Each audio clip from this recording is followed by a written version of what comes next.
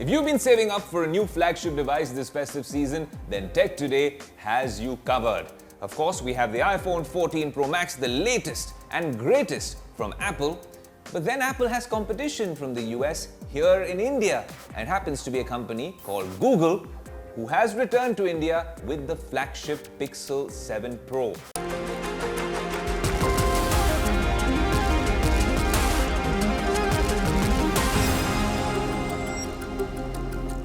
So when you're talking about design, they both look distinctly different.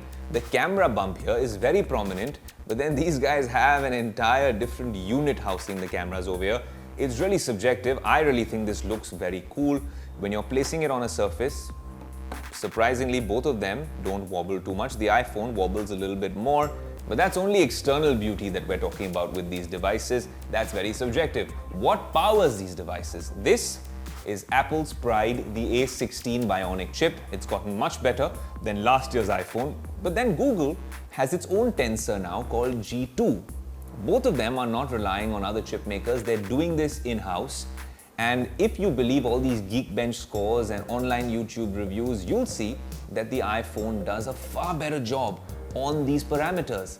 But if you're using these phones with their implementation of stock Android, what is stock Android? It's exactly how Google wanted you to experience their software prowess out of the box. And of course, iOS in this sort of ecosystem that Apple has created, very different approaches. But if you're talking about, well, G2 versus A16 and getting geeky about it, this is 12 GB RAM, I think this is 6 GB RAM.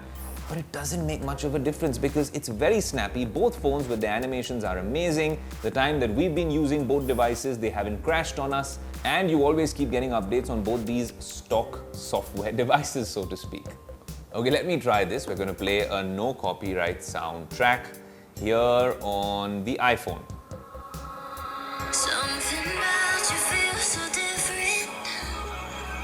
Okay, that was the iPhone.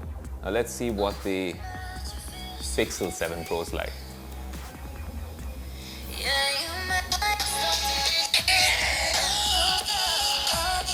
When you listen to the sound output on these speakers, the iPhone 14 Pro Max is a clear winner. Much richer, much more quality sound coming out of these speakers. The speaker system here is subpar if you want to compare it to the iPhone. It can beat a lot of Android manufacturers, and I've often noticed it on Android phones that the speaker systems aren't always at par with the iPhone. Over here as well, the iPhone 14 Pro Max wins by a country mile. If you're an iPhone fanboy or an Android fanboy, then we must address the elephant in the room, which is all about software. This comes with stock Android, Android 13 out of the box, and it is fascinating in terms of some of the things that you can do. This comes with iOS 16. It's refined, it's classy, and it's the OG. But of course, this is confined to an iOS ecosystem, these devices. As always, the ecosystem argument. This is stock Android in all its splendor. And there are many things about this device that make it even more special than other phones which come close to stock Android. The Pixel has inherent advantages. For instance, now within the Google Messages app, you can transcribe audio messages. Additionally, you can use your phone to answer or decline incoming phone calls with a single word.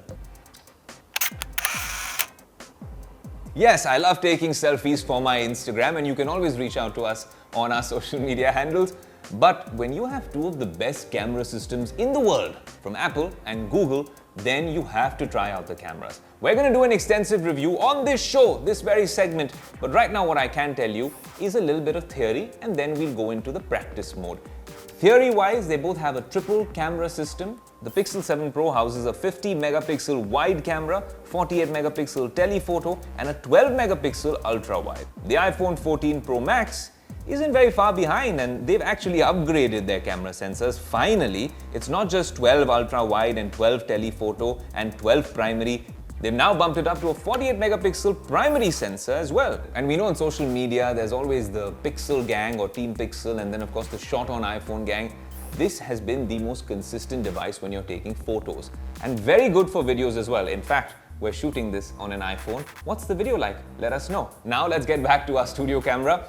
Look, the iPhone is fantastic for video, but Pixel has tried to upgrade that as well. Why should I be right here in the studio telling you all of this? Let's take you outside for a quick spin showing you what the photos and videos on both devices are all about.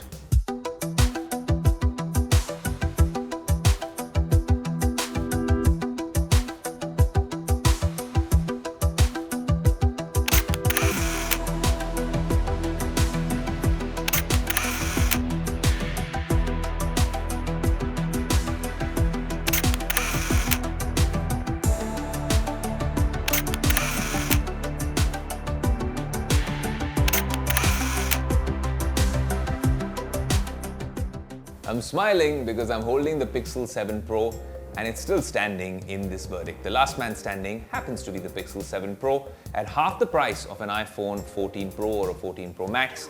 This is a very enticing option this festive season. You're getting the best software experience on an Android phone yet.